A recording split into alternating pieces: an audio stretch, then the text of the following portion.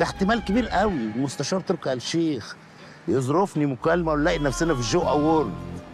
بشوقك عايز تموت في المشهد الاخير مع نصار اخوك تنام، عايز تكمل معايا في الجزء الثاني براحتك، بس قبل ما تجاوب، الجزء الثاني فلوسه هتبقى اكتر وهيكسر الدنيا اكتر. انا بحبك اكتر. هو انا ما قلتلكش؟ ما قلتليش حاجه يا حبيبي. مش انا قررت اغير النهايه؟ النهايه اتكتبت خلاص.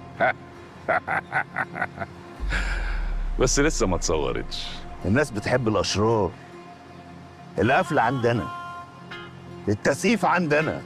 يبقى قابلني امتى وفين؟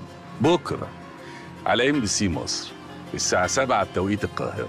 ده ميعاد حلو قوي، ده بعد رامز على طول. على طول.